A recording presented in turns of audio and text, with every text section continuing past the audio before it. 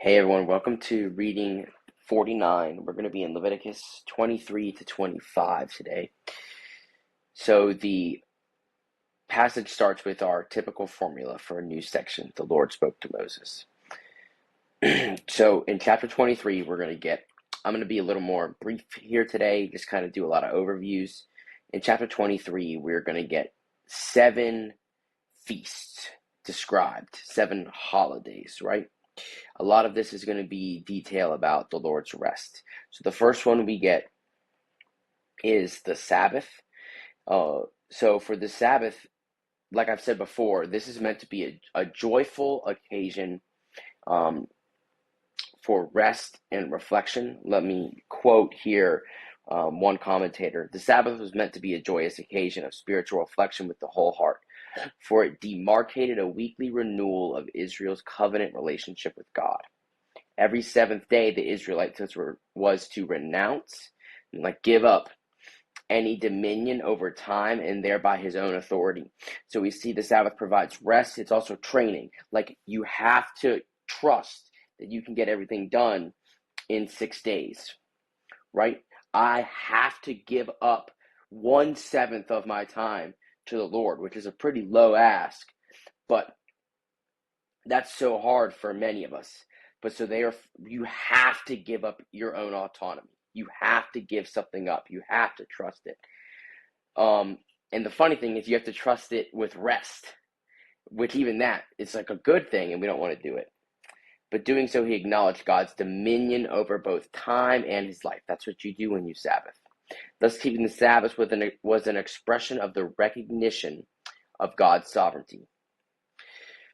So then we're going to get into the many other feasts. The Passover we've already discussed about, and you're familiar with that. And we talk about that a lot, with Jesus being the Passover lamb. The Feast of Weeks, we still celebrate that actually. That is what is now known as Pentecost, the Feast of Weeks.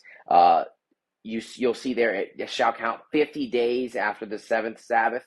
So that's where the Penta part of Pentecost means 50.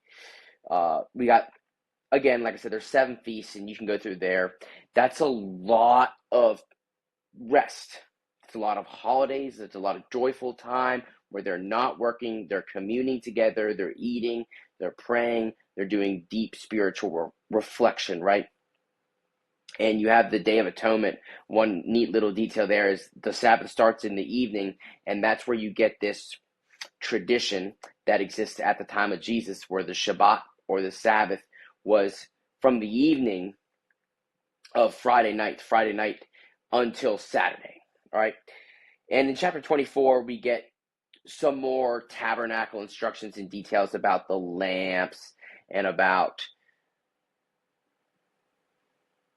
food in the holy place. I guess it would be a good way to say it. And then also in chapter 24, we get a little bit of narrative, right? If we go to 24 verse 10, this is a good reminder. Leviticus is still narrative. It's not just a legal code. An Israelite woman's son goes out into the camp. She curses God, breaks the 10 commandments. They put him in custody. And then they wait to see what the Lord wants to do, and then he's ultimately put to death. And this is where we get our famous eye for eye, tooth for tooth. This is good instruction for a judge. And you look here, even in the death of this woman's son, they waited for the Lord's decision there. So we don't want to skew this eye for eye, tooth for tooth thing. This is not random people going about and just being like eye for eye, tooth for tooth, and punching people back.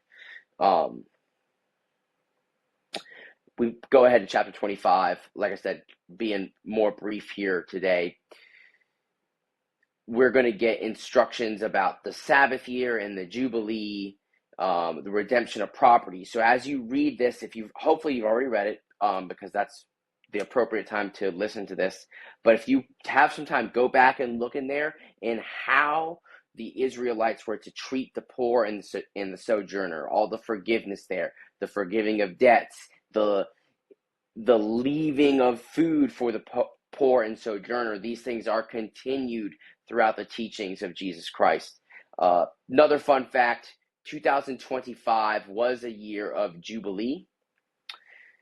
The Catholic Church declared that, and then there's a video, if you want to look it up, of the Pope closing up something. I'm not Catholic, so I'm not familiar with exactly what it is, but closing up something marking the end of a year of Jubilee. So a couple quick facts there for y'all. We're getting towards the end of Leviticus. I know this is a hard book for some of you, but hopefully you've been able to see how important it is and how good it is. And now we have established a base for future readings. You can really start to enjoy Leviticus. Love y'all. May the grace of the Lord Jesus Christ be with your spirit.